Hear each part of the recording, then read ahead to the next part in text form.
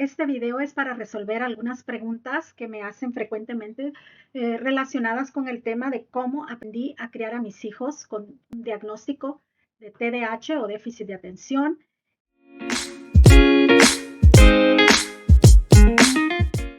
¿Cómo te diste cuenta de que tus hijos tenían TDAH? Bueno, eso fue hace muchísimos años que yo empecé a ver síntomas en mi segundo hijo que me llamaban de la escuela diario, o si descansaba un día era un milagro.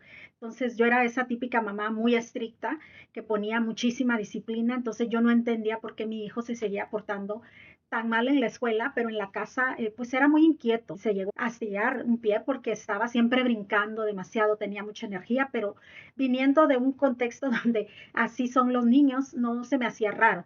Eh, Solamente decía, ¿por qué se porta tan mal? ¿Por qué se porta tan mal? Pero era un niño muy obediente, uno le daba una instrucción o lo regañaba y él se agachaba y siempre decía, sí, mamá o sí, papá. Yo no sabía que era el TDAH, en ese tiempo no se hablaba tan abiertamente como lo hablamos hoy, mucho menos yo tenía una educación académica que me hubiese preparado para poder ayudar a mi hijo. Entonces, consejera de la escuela, que era donde yo buscaba la ayuda, simplemente decía, este estudiante tiene muy mala disciplina, es un mal estudiante, tiene capacidad de aprender, es inteligente, pero no se porta bien. No, tampoco sabían, me imagino yo, que no tenían las herramientas para poder solucionar ese tipo de problemas. Ahí yo me di cuenta que mi hijo tenía muchos problemas de conducta. Él creció y no supimos que tenía un diagnóstico así, pero cuando nacen mis últimos dos hijos, era la misma cosa. Con la niña me hablaban de la escuela que ella lee todo. No es que no sepa leer, no es que no sepa el idioma inglés, que yo llegué a pensar que como mi primer idioma era español y yo siempre les hablé español y estaban en una escuela de solamente inglés, que a lo mejor eso era por lo que ella no lograba comprender. Pero la escuela le hacía evaluaciones y me decía, ¿sabes qué? No. La niña lee perfectamente, habla el inglés y el español muy fluido, pero no comprende la secuencia de la historia cuando está leyendo una historia, por ejemplo. Y siempre un problema, era muy difícil con ella hacer las tareas, era una tortura. Era algo que yo me acuerdo muy caóticos en mi casa porque yo no lograba hacer que ella hiciera la tarea. Yo me inventaba muchas cosas, como por ejemplo, yo notaba que ella jugaba mucho de ser maestra, entonces yo le decía, ok, entonces tú eres mi maestra, enséñame tú cómo hacer esta tarea. Y lográbamos avanzar un poquito, pero la frustración venía, tanto de la niña como también de mi parte. Una niña muy hiperactiva, una niña que no les miento, el día que nació, ella nació gritando. Ella venía dando unos gritos que el enfermero me dijo, esta niña grita demasiado, esta niña no se calla con nada. Me dieron la niña, me la pusieron aquí, yo lo estuve con cesárea y eso también no ayudaba mucho porque no era un parto natural, pasivo, era cesárea. Y la cesárea ya se sabe que tiene sus cosas negativas para el bebé, pero de todas maneras era una cosa demasiada exagerada la manera en que ella gritaba. Entonces, yo como por supuesto ahí todavía no sabía ni qué cosa era el TDAH o el déficit de atención, ADHD, nada de eso, pues yo no sabía, nomás pensé, "Oh, otra niña inquieta que me salió". Mi niña nació y al año, cuando estamos celebrando el año, yo me doy cuenta que ya estoy embarazada otra vez, cosa que para mí fue una gran sorpresa. Esa niña fue una niña muy deseada que tuvimos que orar 10 años para que viniera, pero cuando nace el segundo hijo, cuando me doy cuenta que estoy embarazada del segundo hijo, me entró como, sentí mucha aflicción, es lo que yo sentí, a pesar que yo soy pro hijos y que si hubiese podido hubiese tenido 10 hijos, yo decía que 7, y ahora digo que sabio Dios que no me los dio porque no es fácil educar y criar hijos con un diagnóstico como esto, pero al mismo tiempo también tiene muchas ventajas. A la hora que yo iba a tener a mi otro bebé, que también fue cesárea, me preguntaron en el hospital, ¿usted tiene alguna preocupación? Es una pregunta de rutina que hacen aquí en los hospitales. ¿Usted tiene miedo a regresar a su casa? Yo creo que eso lo preguntan por si uno se siente en peligro. Y yo creo que en mi momento de frustración, también él nació por cesárea y le dije, sí, sí tengo miedo. Y me dijeron, ¿a qué tiene miedo, señora? Le tengo miedo, yo tenía mi cesárea, me dolía mucho, no sé por qué del último hijo me dolió muchísimo. Y le dije, tengo miedo a ir a mi casa y que mi hija me lastime porque es muy inquieta y es una niña que desde que nació demanda demasiada atención. Esta no es una niña que tú le puedes dar algo y la dejas por ahí. Ella quiere que le digas que la amas todos los días, que le des tu atención. Cuando uno platica con mi hija, que ahora sabemos que tiene TDAH, tú le tienes que dar, escucharla con todos tus sentidos, porque ella requiere esa atención, vino pidiendo esa atención. Entonces yo sí tenía mucho miedo que me lastimara o que me demandara de mí mucho cuando en ese momento yo tenía que recuperarme y también ver por el otro bebé. Pero ese bebé, el último bebé, que ahora tiene 15 años, también era un poco diferente. También tiene TDAH. Desde mi vientre, este niño me pateaba todo el día, se movía todo el día, pero de una manera inusual. Yo he tenido 4 hijos, entonces yo sabía cómo era que se mueva un bebé, pero este bebé se movía exageradamente. Entonces yo no pensé que algo estuviera mal, nomás me acuerdo que decía, ya quiero que salgas, ya quiero que nazcas. Este bebé, tuvimos una niñera, porque en ese tiempo yo también trabajaba, entonces este bebé me agarraba la niñera de los cabellos que tenía, cierto mucho, y le hacía así, y yo decía, pero ¿de dónde saca este niño tanta fuerza, tanta energía? Casi no se quedaba dormido mucho tiempo. Si una cosa lo define a él es energía, hiperactividad. Pero no vimos nada raro. El niño fue a la escuela en matemáticas súper inteligente para escribir y leer. Ahí va, siempre con dificultades, pero lo mismo.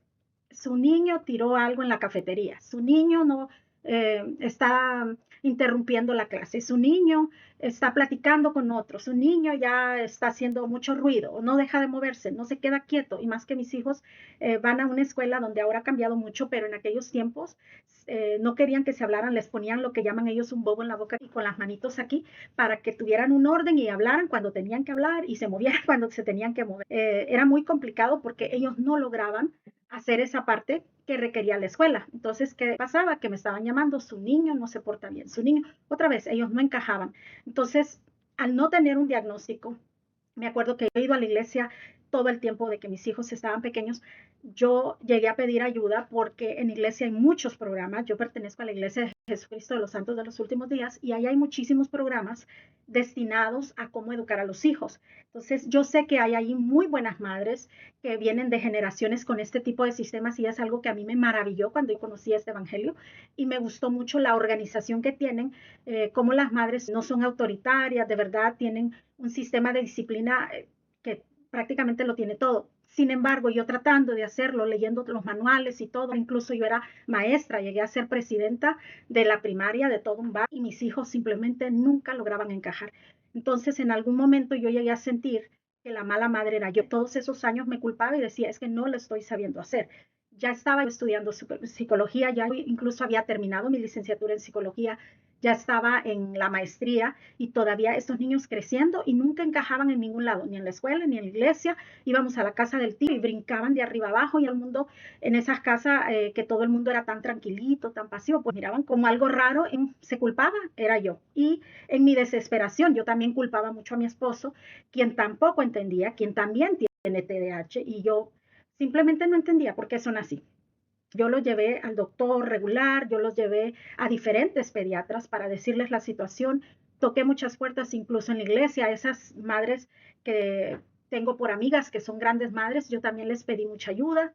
Nada. Lo último que hice después de que yo ya estaba graduada de mi maestría en salud mental fue tomar muchas clases de como el desarrollo de los niños y todo. Ahí más o menos me iba dando cuenta que tal vez podría ser algo, pero toqué otra puerta muy importante que fue, me convertí en facilitadora de un método que se llama paternidad efectiva, cosa que estoy muy agradecida de haberlo hecho. No solamente me metí como mamá, sino como facilitadora para poder ayudar a muchos padres. Y ahí encontré muchísimas respuestas, pero todavía no encajaban en todo, solo encajaban en cierta parte y me ayudó. ¿Pero por qué? Porque simplemente mis hijos eran diferentes. Hace como 2 años más sido ir a un psiquiatra y muchos mitos alrededor de esto. Mucha gente cree que ir al psiquiatra es porque están locos. Realmente no. Casi la mayoría de la gente va a llegar a tener alguna cosa que va a tener que ir a ver un neurólogo, un psiquiatra, alguien que pueda revisar cómo estamos. Finalmente, tuvimos un cuestionario enorme que yo tuve que llenar. Después, cuando se va a dar un diagnóstico de este tipo, y lo digo yo que sí estoy autorizada para diagnosticar en este momento, no lo hacemos solamente bajo la opinión de, por ejemplo, un psicoterapeuta como lo soy yo. Lo enviamos a otro profesional de la salud mental como un psiquiatra o un neuropsicólogo también puede ayudar con esto. Y entonces ellos también vuelven a hacer sus preguntas, tienen sus cuestionarios. Esto fue lo que a mí me sucedió, fue la manera que yo lo hice. Y la fuente que va a revelar toda la información que preguntan esos cuestionarios no puede venir solo de la mamá, porque puede ser que la percepción de la mamá no sea totalmente correcta. Entonces también llevamos esos cuestionarios a las maestras, a los diferentes maestros que por años conocían a mis hijos, porque mis hijos han estado desde los 3 años en la misma escuela y mi niña ya está por graduarse de high school. Hicimos esto, lo llevamos a estos cuestionarios, lo llenaron diferentes personas que los conocen muy bien y saben cómo se comportan, y finalmente vino el diagnóstico y ya un poquito quitamos culpas, pudimos intervenir de una manera. Lo que inmediatamente le dio el psiquiatra, y fue para lo único que a mí me sirvió el psiquiatra, fue para obtener un diagnóstico, pero él le dio medicina. Mis hijos son antimedicina. El más pequeño, yo le di la medicina por una semana, creo que se la tomó 1 o 2 veces, le dolió muchísimo la cabeza, le cambió su manera de cómo él se estaba sintiendo, le cambió totalmente. Entonces, él expresó que no le estaba gustando. Un día yo limpiando mi carro, levanto el tapete y me doy cuenta que ahí estaban todas las pastillas del resto de la semana. Yo decido que no es algo que él quiere hacer, que tampoco es algo que a mí me agrade, porque de verdad que yo no quisiera medicar a mis hijos, solamente que fuera porque sí hay casos que lo tienen que hacer, porque son casos severos, porque no toda la gente, no solo porque tengas un diagnóstico de TDAH, significa que todos van a tener los mismos síntomas, o puedes tener el mismo síntoma, pero reacciones diferentes. Entonces, para mis hijos no funcionó por mi otro hijo que nunca lo diagnosticaron. Ahora yo por mi profesión sé que lo tiene, pero que nunca fue intervenido. Por ejemplo, él entró en el mundo de las sustancias. Entonces, hoy se sabe por estudios científicos que estas personas que tienen TDAH o déficit de atención que no son intervenidas, es muy probable que ellos tienden a buscar uso de sustancias para controlar sus síntomas, porque tienen hiperactividad, tienden a pensar demasiado, no se pueden enfocar, les cuesta socializar. Hay muchísimas cosas que las sustancias parece ser un alivio que engañosamente muy dañino, ellos tienden a hacerlo. Entonces él cayó en ese mundo. Mis hijos pequeños, de ver esa vida tan miserable que él ha tenido que llevar y esa lucha tan grande que como familia hemos tenido que enfrentar con él, creo que eso ha sido muy determinante en que ellos no quieren tomar, pero ni medicamento, porque es la manera que ellos lo ven. Entonces, no me quedó más que buscar más alternativas, que empezarme a especializar. ¿Cómo era la rutina? Es otra pregunta que me hacen aquí. ¿Cómo era la rutina en casa antes de que supieras lo que pasaba? Bueno, como les digo, yo trataba con muchísimas cosas. Lo primero que antes de prepararme yo y todo, yo hacía cartulinas y un sistema de premios. Después aprendí en la universidad una manera de premiar a los niños cada vez que hacían ciertas cosas. Más adelante descubrí que si premiamos todo, entonces estamos condicionando a una persona que solo cuando me premian voy a hacer tal cosa, y entonces no era muy beneficioso. Después, con paternidad efectiva, aprendimos a hacer la disciplina rítmica, adaptarla a las necesidades de cada quien y a tener espacios de descanso, espacios de trabajo, a equilibrar más las cosas. Pero cuando recibimos el diagnóstico del TDAH, ahí fue cuando finalmente emprendí, porque ninguna rutina me funcionaba con mis hijos, a pesar de que yo estudiaba mucho y eran cosas que habían sido probadas, cosas que científicamente probadas, que venían de ciertas teorías de psicología muy buenas. Nada de eso funcionaba con mis hijos. Entonces me di cuenta de por qué era, ¿verdad? Porque su cerebro no funciona igual, simplemente su cerebro no funciona igual. Hay una parte de sus funciones ejecutivas que se ven afectadas por el TDAH, por la falta de ciertos neurotransmisores como la dopamina, y que necesitábamos generar esa dopamina de una manera natural o medicamento, o la cosa no iba a funcionar. También se ve afectada el lobo frontal, el frontal lobe. Entonces se necesita entrenar esa parte también. Se ve afectada también la memoria corta, la memoria de trabajo. Por lo tanto, los niños no es necesariamente que tengan mala memoria, sino que no registran la información que se les da, no la retienen, nunca llega. Sí, sí parece que lo escuchan y hasta te dicen que sí, pero no la meten a su memoria de largo plazo, no la meten. Entonces, que pareciera que olvidan todo, pero en realidad es que nunca lo registraron. Había muchas cosas por lo que una disciplina regular sencillamente no iba a funcionar. Y sí, así era mi disciplina. Nunca, yo no soy de pegarle a un niño, nunca lo fui, porque así fue como me criaron a mí. Yo tenía claro que eso no, pero sí era una persona muy estricta, primero con mis hijos más grandes, con mis hijos más pequeños me llegué a convertir a más permisiva, y de veras me desarmaron y no sabía ni cómo, porque ningún sistema de disciplina conocido funcionaba, ya que los niños, cualquier niño, pero más los niños con TDAH, necesitan una estructura específica y un traje, como digo yo, a la medida. Cada niño es diferente, y vamos a ver qué deficiencias tiene y vamos a trabajar en eso también. Aparte del vocabulario con el que tenemos que trabajar con ellos, tiene que ser muy rico, muy enriquecedor para tener esa autoestima como debe de estar. ¿Había algún comportamiento que te hacía dudar si era normal o no? Por supuesto que sí. Una característica muy fuerte en mis dos hijos menores era el hecho de que me contestaban tanto. Viniendo yo de una crianza en donde a mí me decían con la pura mirada, entendía perfectamente lo que tenía que hacer, porque para mí era muy difícil entender cómo estos niños me contestaban. Si yo decía una palabra, ellos decían tres.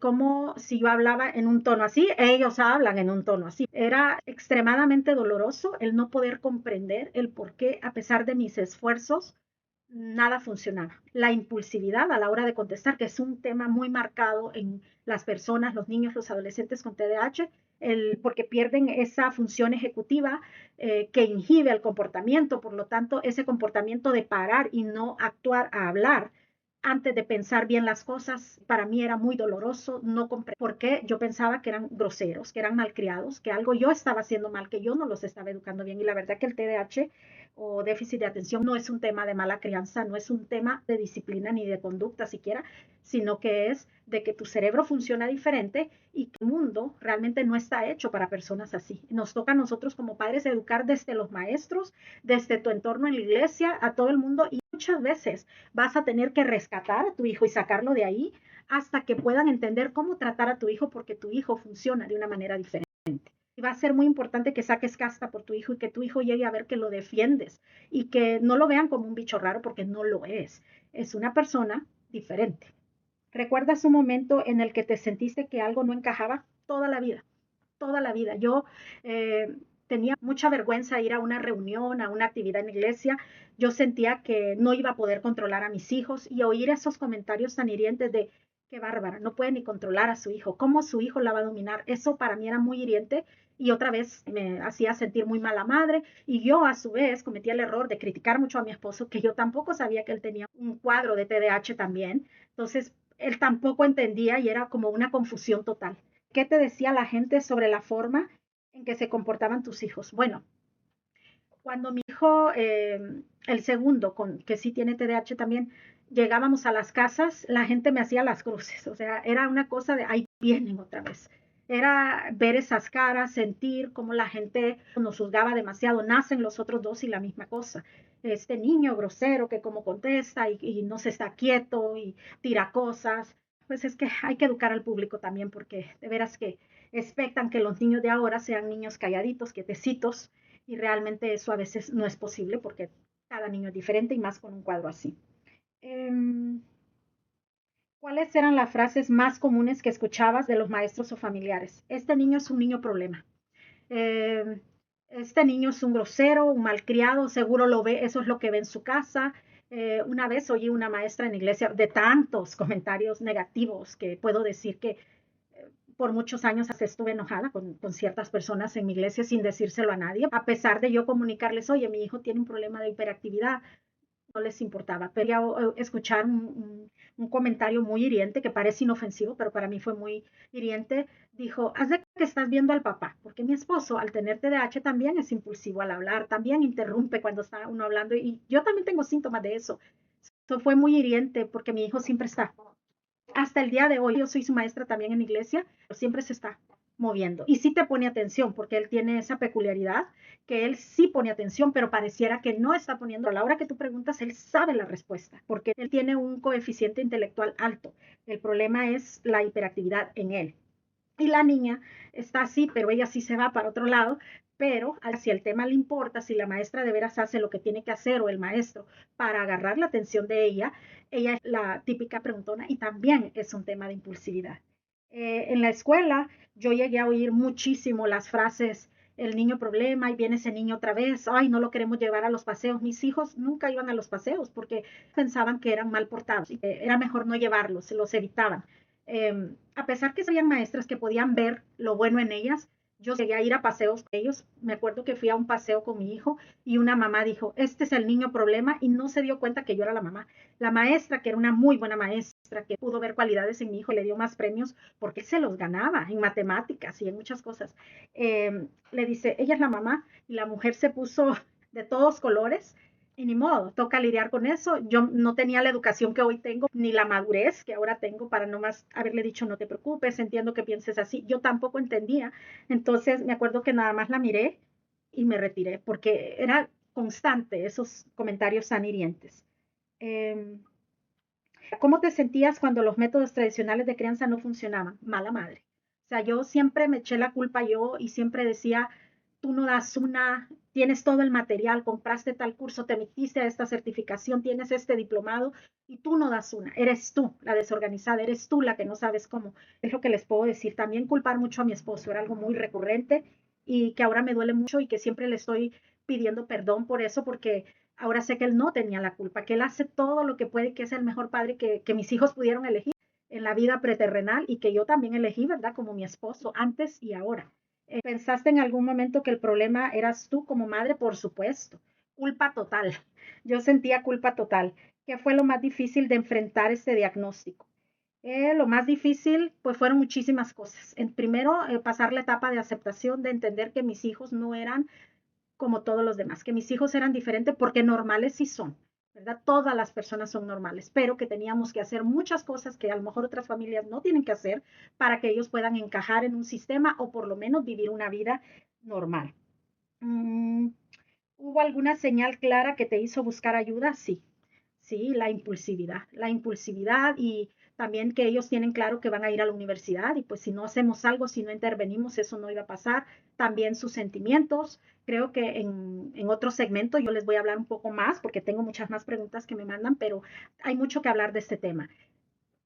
Por ahora, aquí les dejo y vamos a ver si nos volvemos a conectar para el siguiente video. Comparte esta información si a alguien le puede servir.